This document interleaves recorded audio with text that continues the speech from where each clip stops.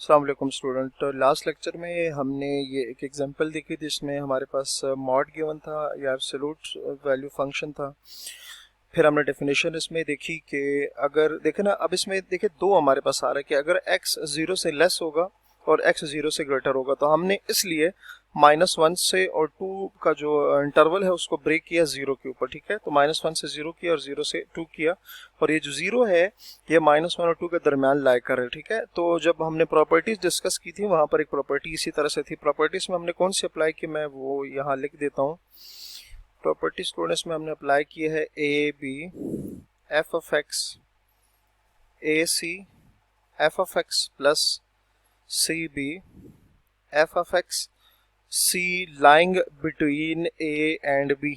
तो यहाँ ए से मतलब -1 और बी से मतलब 2 है, और सी जो है वो 0 है। तो आप देख सकते हैं 0 जो है -1 और 2 के दरमियान लाई कर रही है। ठीक है, तो ये तो हो गया हमारे पास प्रॉपर्टी। अब इसको जस्ट हमने सिंप्लीफाई करना। अब जरा देखें ना, हमने यही बात की ना कि अगर आपका x 0 से लेस होगा तो 0 और -1, ठीक है, -1, तब देखें ना 0 से लेस, ये -1 जो है 0 से लेस है, तो इस केस में हमारे पास क्या आ जाएगा, इस केस में हमारे पास आएगा x प्लस। तो हमने यही कहा ना कि अगर आपका x 0 से लेस होगा तो उस केस में ये जो मॉड ऑफ x है ये -x की इक्वल होगा।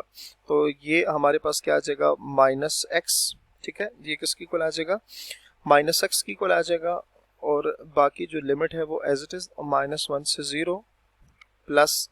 अच्छा, और इधर भी अगर आप देखें तो ये 0 से 2, 0 से 2 का मतलब क्या है कि 0 से ग्रेटर।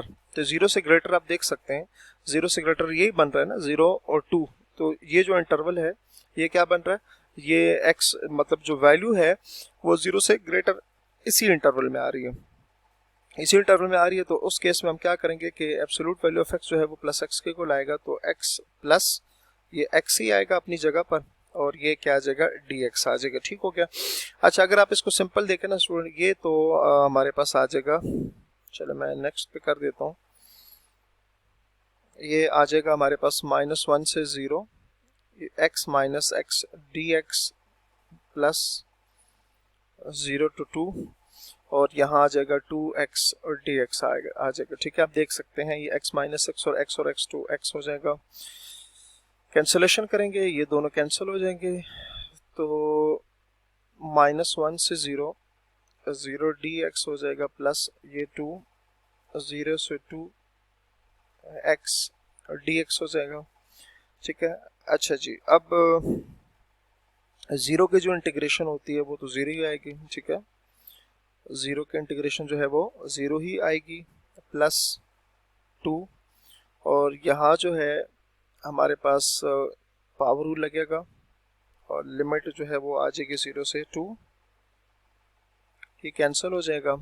अब 4 माइनस 0, तो आंसर इसमें क्या आ जाएगा, हमारे पास 4 के इक्वल आ जाएगा। ठीक है, तो ये स्टूडेंट हमने यहाँ आपने देखा कि डिफरेंट जो है हम एग्जांपल्स देख रहे हैं। अच्छा, एक हम इसमें ना एक लास्ट एग्जांपल है, हम वो देख लेते हैं, फिर इस टॉपिक को हम वाइंड अप करेंगे। ठीक है, अच्छा, इसमें एग्जांपल है हमारे पास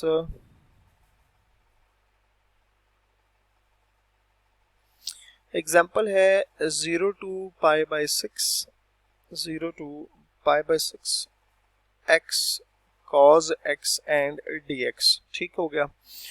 अच्छा स्टूडेंट, इसमें अब जो इंटीग्रेशन है ना, अब इसमें दो फंक्शंस आ गए, एक हमारे पास x है और एक हमारे पास cos x है, dx है। और हम इंटीग्रेशन में जब हम टॉपिक्स पढ़ रहे थे इंटीग्रेशन के, तो उन लेक्चर्स में अगर आप जाके देखें तो वहाँ हमने एक बात की थी कि अगर बाजू का इस तरह से होता है हमारे पास दो फंक्शन इकट्ठे आ जाते हैं। ठीक है, तो उसकी इंटीग्रेशन करने के लिए हम फिर इंटीग्रेशन बाय पार्ट्स यूज़ करेंगे, और इंटीग्रेशन बाय पार्ट्स के लिए हमने एक वर्ड वहाँ पर देखा था जिसको हमने आई लेट बोला था, जिसको हमने क्या कहा था, आई लेट हमने उसको कहा था। इसका मतलब आई से एक्सपोनेंशियल, एल से लॉगरिथमिक, ए से अलजेब्राइक, टी से ट्रिग्नोमेट्रिक, और ई से एक्सपोनेंशियल, और आई से इनवर्स फंक्शन जो था इनवर्स ट्रिग्नोमेट्रिक। ठीक है, तो अगर हम इसको देखें ना, तो यहाँ हमारे पास क्या है, एक अलजेब्राइक है एक्स और ये जो है ट्रिग्नोमेट्रिक है। तो ए पहले आ रहा है, ए पहले आ रहा है, तो ये फर्स्ट हो जाएगा, और ट्रिग्नोमेट्री चूंकि टी बाद में आ रहे तो ये हमारे पास सेकंड हो जाएगा।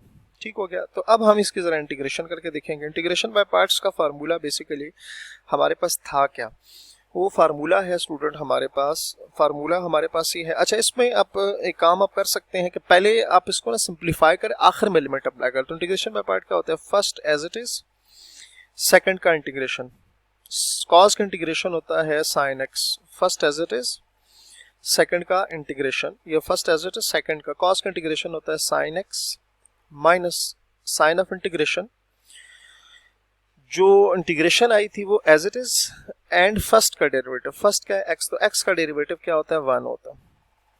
X sine x minus sine x की इंटीग्रेशन जो होती है ना स्टूडेंट, वो हमारे पास होती है माइनस कॉस एक्स, वो क्या होती है, माइनस कॉस एक्स होती है। और उसके बाद यहाँ हम कह देते हैं कि ये हमारे पास आ गया सी क्यू का इंटीग्रेशन है। अच्छा, अब जरा देखते हैं X sine X plus X sine x minus minus plus cos X plus C. ठीक है, अब हम इस पे लिमिट अप्लाई कर देते हैं। ठीक है, चूंकि अभी तक हमने लिमिट अप्लाई नहीं की, तो चूंकि इंटीग्रेशन कंप्लीट हो चुकी है, अब हम इस पे लिमिट अप्लाई कर सकते हैं। 0 पाई by 6 x cos x cos x dx, और ये क्या है, x sin x plus cos x sin x plus cos x। अच्छा स्टूडेंट्स में याद रखिएगा कि चाहे आप इसको c को इंक्लूड करें या ना करें, अगर आप करते हैं तो वो कैंसिल हो जाएगा, नहीं करते तो भी कोई मसला नहीं। तो हम डेफिनेट इंटीग्रेशन के केस में c को इग्नोर करते हैं। ठीक है, अगर आप यहाँ पुट कर भी देते हैं c, जैसे इधर है, तो अगर आप c पुट भी कर देते हैं तो वो कैंसिल होके लास्ट पे ये चीज़ आ जाएगी।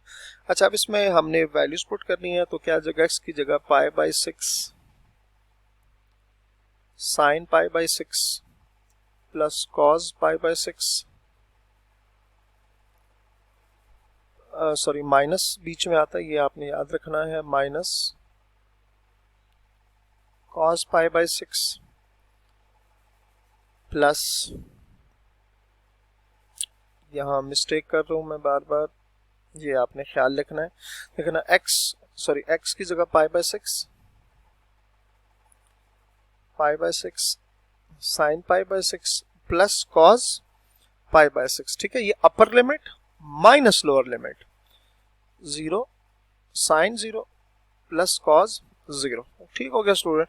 तो अगर आप इसको सिंप्लीफाई करना तो फाइनल जो आपके पास आंसर आएगा वो आएगा पाई बाई 12 प्लस √3/2 माइनस 1 आ जाएगा। तो उम्मीद है आपको ये जो टॉपिक है ये समझ आ गया। हमने इसमें डिफरेंट सिचुएशन के अकॉर्डिंग एग्जाम्पल्स ली हैं और उनको डिस्कस किया, तो उम्मीद है आपको ये बात समझ आ गई होगी। तो अपना बहुत सारा ख्याल रखिएगा। अल्लाह हाफिज़।